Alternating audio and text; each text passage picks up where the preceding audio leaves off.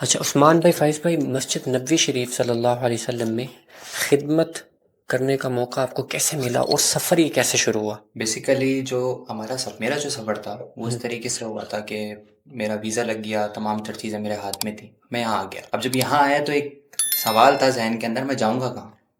میں مکہ جا رہا ہوں یا مدینہ؟ مدینہ۔ اب میرے دل میں خواہش تھی گھر سے ہی، میں اپنے والدین کو بول کے نکلا تھا کہ میں جا رہا ہوں اور انشاءاللہ مدینہ جاؤں گا، اور مجھے نبی پاک صلی اللہ علیہ صلی وآلہ اللہ علیہ وسلم کی وسلم۔ مسجد میں ہی جانا، اور میں وہیں انشاءاللہ خدمت کا شرف حاصل کرنا چاہتا ہوں۔ گھر والوں نے بھی دعا دی، والدہ کی بھی دعائیں میرے ساتھ تھیں کہ بیٹا تم نبی پاک کی مسجد میں خادم بنو۔ والد صاحب نے بھی بڑے دعاؤں کے ساتھ نوازا۔ اب میں نکل گیا۔ اب میرے دل میں 100% یقین تھا مجھے اللہ رب العزت کی ذات پہ کہ کوئی نہ کوئی میرے لیے ایسا ہی اقدام ہوگا، میں مسجد نبی ہی آؤں گا۔ اب ہم پہنچے ایئرپورٹ تو میرے ساتھ کم و بیش کوئی 35 لوگ تھے، ماشاء تو اللہ۔ سارے ہی پریشان تھے، کشم و کش میں تھے کہ ہم جانے کہاں والے ہیں، کیونکہ ایک بار جو ہے نا وہ باہر ایک وزٹ، ایک تو ہمارا فرسٹ ٹائم وزٹ تھا باہر کا، اور جو ہے نا وہ ساری کیفیت ہمارے اوپر طاری تھی کہ ہم خدمت کرنے جا رہے ہیں، وہ بھی اتنے بڑے گھر کی جو کہ اللہ رب العزت کا ہے، اور ہم اس کے جو ہے نا مہمان بھی ہوں گے تو میزبان بھی ہوں گے۔ بالکل۔ پہلے مہمان ہوئے پھر میزبان ہوئے، پھر میزبان۔ تو مہمان تو ہم تب تھے جب ہم آئے تھے۔ مہمان اور میزبان اللہ تعالیٰ کے گھر پہ، لیکن تین چیزیں مسجد نبوی میں: مہمان، میزبان، غلام۔ غلام، الحمدللہ۔ الحمدللہ۔ تو یہ تینوں چیزیں جو ہے نا ایک ساتھ جب بندے کو ملنے والی ہوتی ہیں تو پھر بہت ساری چیزیں جو ہے نا اس کے ذہن میں گھومتی ہیں۔ تو ہم تو اب سفر شروع ہو گیا، اب ہم لوگ بس نکل گئی۔ اب ہم نے بس والے سے، جو تھا پاکستانی تھا بس والا ڈرائیور، اس سے ہم نے پوچھا کہ جا کہاں رہی ہے؟ اس نے کہا مکہ جا رہی ہے۔ تو بہت اچھی خوشی بھی تھی، لیکن دل کھچا مدینے کی طرف جا رہا تھا کہ بس مدینہ جانا ہے، کچھ بھی کرنا ہے اللہ پاک مدینہ لے جا۔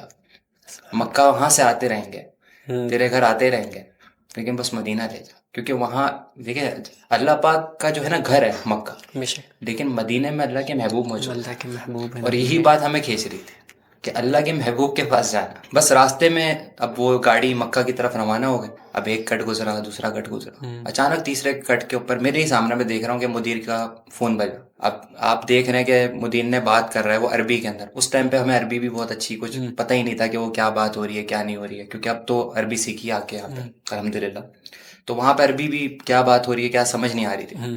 اب ہم صرف دو الفاظ سن رہے تھے، مکہ یا مدینہ۔ اب وہ بات کر رہا ہے اور صرف مکہ اور مدینہ کا ذکر کر رہا ہے، ہمیں صرف اس میں دو الفاظ سمجھ آئے، مکہ یا مدینہ۔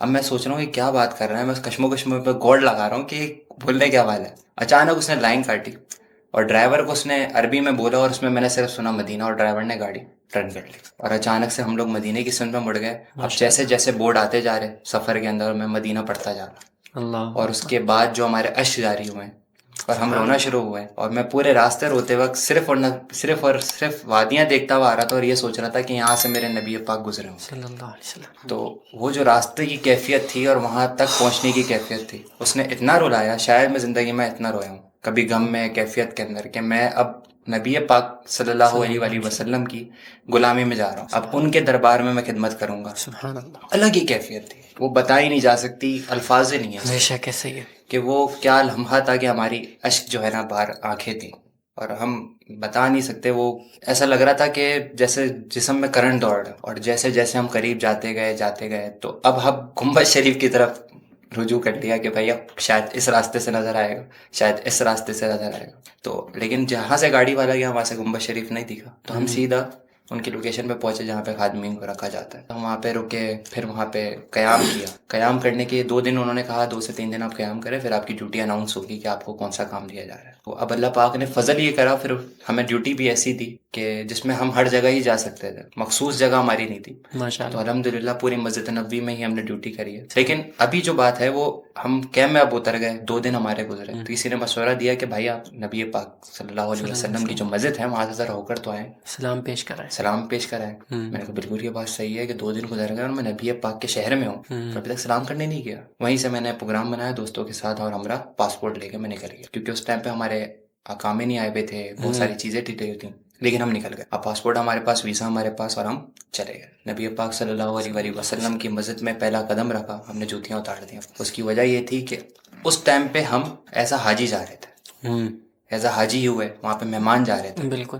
اب جب مہمان جا رہا ہوتا ہے نا، پھر ادب کا ایسا مقام ہوتا ہے کہ کوئی اس کی حد نہیں ہوتی. حد نہیں. ہم نے وہیں پر ہی اپنی چپلیں اتار دی. اس کے بعد ننگے پیر ہم نے سفر کیا، اور جب ہم نے گنبد شریف پہلی مرتبہ دیکھا تو ایسا لگ رہا تھا کہ کوئی بچہ اپنی ماں سے بچھڑا ہوا. اللہ اکبر. اور اس کے بعد جب ہم نے دیکھا، اس کے بعد ہماری جو کیفیت تھی وہ ہم بتا نہیں سکتے. اور ہر حاجی کو ہی پتہ ہوتی ہے، ہر پہلے آنے والے کو پتہ ہوتی ہے وہ کس مرحلے سے گزرتا ہے. مرحلے سے جو پہلی بار گنبد شریف کی طرف دیکھتا ہے، وہ لمحہ، وہ منظر جو اس نے آج تک صرف چھبیوں میں دیکھا تھا، موبائلوں میں دیکھا تھا، تصویروں میں دیکھا تھا، آج اس کے سامنے ہے. ایسا ہی بے شک. اور جو ہے ہم نبی پاک صلی اللہ علیہ وسلم کے روضے کے سامنے کھڑے ہوئے، اور ہم نے تقریباً کوئی آدھا گھنٹہ صرف گنبد شریف ہی دیکھا، اور دیکھتے ہی جا رہے ہیں، حتیٰ کہ ایسا لگ رہا کہ دل ہی نہیں کر رہا وہاں سے جانے کا.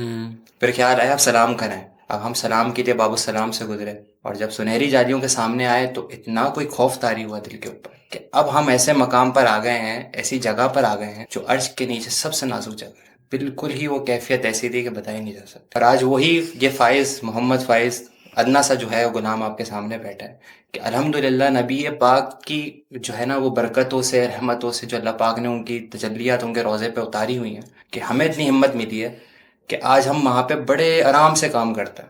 الحمدللہ. اور ایسا لگتا ہے جیسے ہمارا دوسرا گھر ہو. ایک جگہ ہم رہتے ہیں اور دوسری جگہ کام کرتے ہیں. اور ہماری روٹین ہی ایسی ہوتی ہے کہ صبح سے لے کے شام تک روضہ شریف پہ رہنا، اور پھر اپنے گھر جانا، سونا، اس کے بعد اٹھ کے وہی منظر دوبارہ دیکھنا. الحمدللہ. کیا ہی ان لوگوں کی قسمت ہے جو روزانہ صبح اٹھتے ہی اپنی جو ہے نا دیدار جو ہوتا ہے ان کا گنبد شریف ہوتا ہے، جن کی صبح بھی دیدار نبی سے، شام بھی دیدار نبی سے. تو بڑی کوئی اچھی کیفیت ہوتی ہے. تو یہ سلسلہ تو الحمدللہ کہ اتنی ہمت آ گئی ہے کہ کام کر رہے ہوتے ہیں اور دوڑے لگا رہے ہوتے ہیں، اور ایسا لگتا ہے کہ انہوں نے ہمیں اپنی شفقت میں رکھا ہوا. اور ہم یہ اب جو ہے نا، اب لوگ اشار جو ہے نا، ایک سوال آپ کا ایک ایڈ کر دیتا ہوں کہ لوگ اس میں پوچھتے ہیں کہ بھائی آپ بھاگ رہے ہیں، دوڑ رہے ہیں، کام کر رہے ہیں، تو اس طریقے سے کام نہیں ہوتا، بہت زیادہ جلد بازی میں کام کر رہے ہوتے ہیں. یہ بیسیکلی ہمارا کام ہے. بالکل ایسا. اور جب ہم کام میں آ جاتے ہیں نا، تو اب کام کے اندر آپ نے ادب دل میں کرنا ہوتا ہے، اور کام پہ توجہ دینی ہوتی ہے، کیونکہ وہ کام ہی میزبانوں کے لیے کیا جاتا ہے. میں اس بات کو مکمل کرتا ہوں اسی ایک جملے کے ساتھ کہ لوگوں کو خاموش نہیں کروایا جا سکتا. بالکل آپ آہستہ چلیں تب بھی ریزن کہ یہ انتظامیہ کیسی ہے، آپ بھاگ کر چلیں تب بھی ریزن یہ پاکستانی کیسے ہیں، پاکستانی کیسے، ٹھیک ہے. آپ بیٹھ جائیں تب بھی ریزن یہ پاکستانی یہاں پر آ کے. بالکل ایسی حقیقت ہے. کہنے کا مقصد صرف یہی ہے ایک جملہ کہ نبی علیہ السلام نے آپ کو چنا اپنے گھر کے لیے، اللہ رب العزت نے چنا بے شک نبی علیہ السلام کے ادنا سا غلام کے طور پہ، الحمدللہ. تو وہاں پہ رکھ لیا. اس سے بڑا اعزاز کوئی ہے نہیں. ہوئی ہے. تو لوگوں کی باتیں سنیں، نکالیں. لوگ ہر فیلڈ میں اور ہر جگہ پہ کچھ نہ کچھ بولتے ہیں. اچھا فائز بھائی، لوگوں کی باتیں، ٹھیک ہے، معاملات، پھر ظاہر سی بات ہے ڈیوٹی بھی ہوتی ہے. بالکل. پھر مسجد نبوی میں کام کرنے کا جذبہ، احساس، خوشی، ان سب معاملات کو کسی ایک شعر میں بولیں تو کون سا شعر آپ بتائیں گے، کون سا شعر سنائیں گے؟ یہ تمام معاملات کو یاد کر کے ایک شعر میرے ذہن میں آ رہا ہے کہ محمد جانے جانا ہے، پیغمبر ہو تو ایسا ہو، رسولوں کی بشارت سے مبشر ہو تو ایسا ہو، امر توقیر کا ہم کو موقر ہو تو ایسا ہو، کیا ہم کو غلام ان کا مقدر ہو تو ایسا ہو. سبحان اللہ، ماشاء اللہ. اللہ کو بہت بہترین آپ نے شعر سنایا. اللہ تعالیٰ آپ کو جزائے خیر دے.